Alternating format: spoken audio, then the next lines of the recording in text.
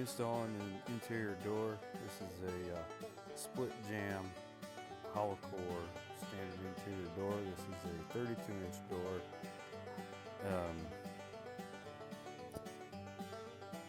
You can see me here. I'm removing the staples that hold the two jambs together so that we can take the split jamb apart.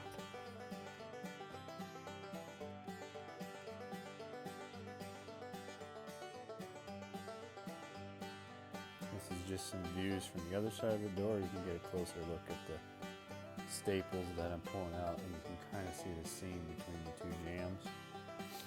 I'm also going to try and separate the two jamb pieces here. Sometimes they stick together. I just want to make sure that everything is loose and that there isn't a stuck staple or something left from the manufacturing process. Once the new door is ready, I'm going to go ahead and take the old door apart. The best way to do that is to remove the casings first, and then the jamb typically comes out pretty easy after that.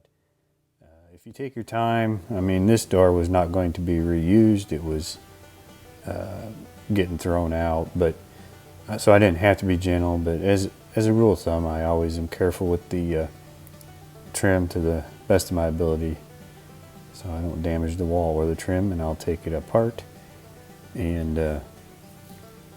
then we'll take the door jamb and door out.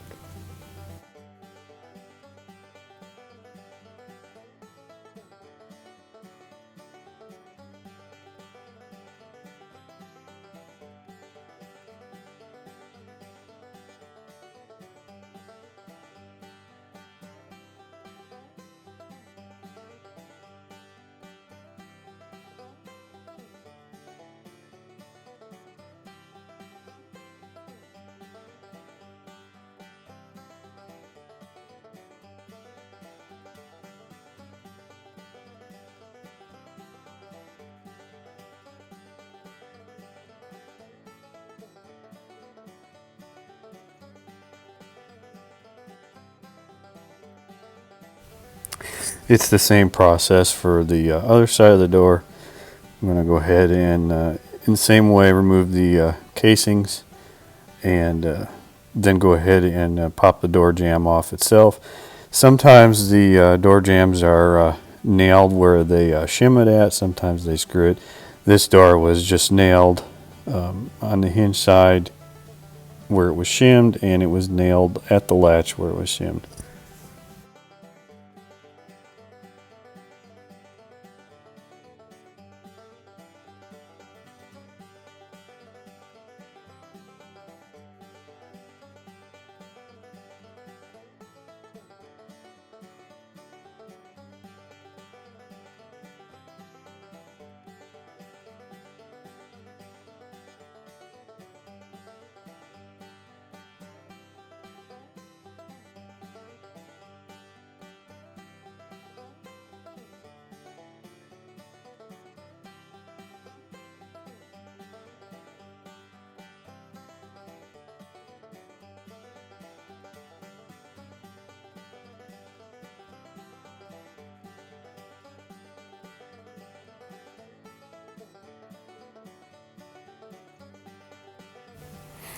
Okay, once the door is completely out, I'm going through and pulling any of the nails left over from the trim and any of the nails left over in the framing from the door jamb itself. We got to make sure and get everything out of there before you test fit the new door.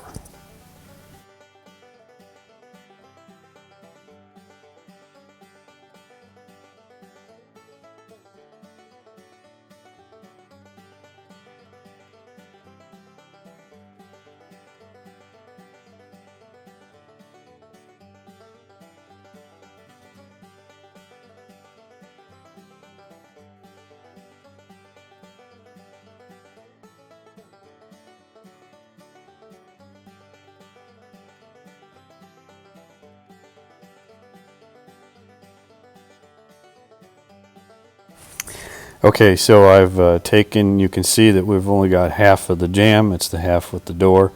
I'm prepping it to test fit it in and make sure that it fits properly. This door ended up, there was ceramic tile in the laundry room portion of the floor that they had installed around the existing door. Well, the new door jamb was hitting on that tile, and so I have to take the door out, and then I'm going to trim it with the cordless oscillating saw to make it fit.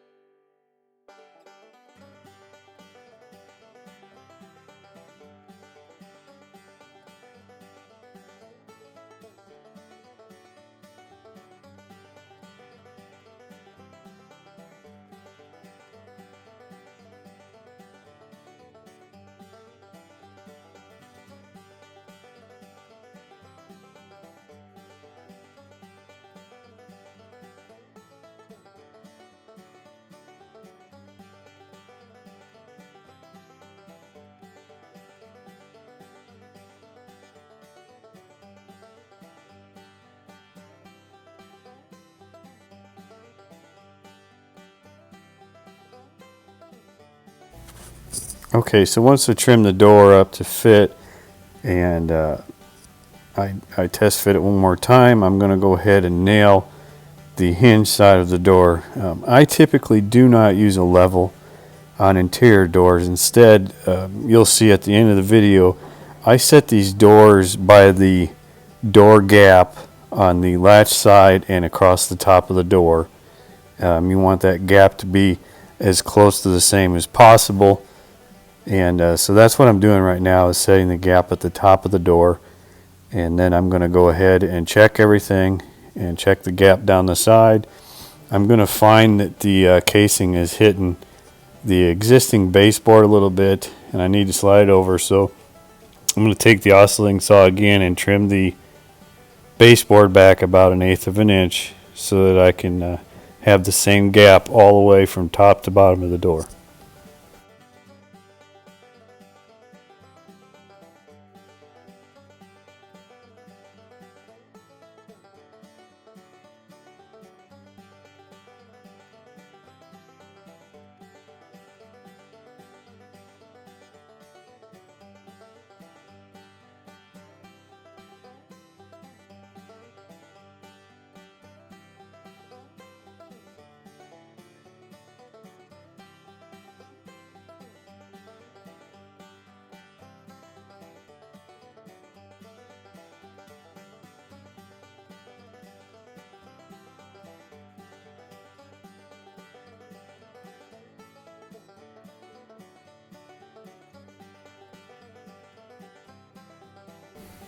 Okay, so now I've gone to the inside of the laundry room. I've taken the second half of the jamb and I've attached it, and I'm going to nail the trim up on that. You'll notice on this other side that I'm going to squeeze the two jambs together as I nail it.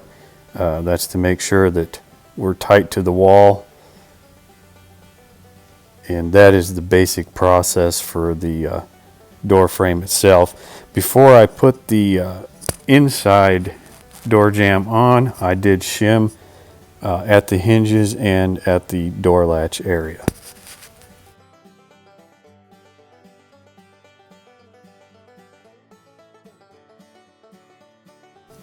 Okay, so now that the jamb is in, I'm testing the door for smoothness as it opens and closes, and then I'm also paying attention to the pre-drilled holes for the latch to make sure that it lines up really close to the mortised area on the door jamb for the latch. And then after that, I'm just storing a common closet doorknob that doesn't have a lock on it for the laundry room. And then I will test that and adjust the latch if necessary to have a tight closure of the door. I always install the bolt to the latch first, but I don't use the screws. That way I can move the bolt in and out a little bit if I need to line it up with the doorknob. And then after I've set the doorknob, I'll make my final adjustments to it, and I'll snug the screws on the doorknob up, and then I will put the screws into the bolt area of the doorknob. And then the final thing that I will do is I will actually close the door once before I put the strike plate on the door jamb to make sure that it lines up with the mortise and drilled out area. And if it doesn't, then I'll go ahead and make any adjustments to the jamb I need to, as far as making the hole larger or mortising a little bit more out for the strike plate.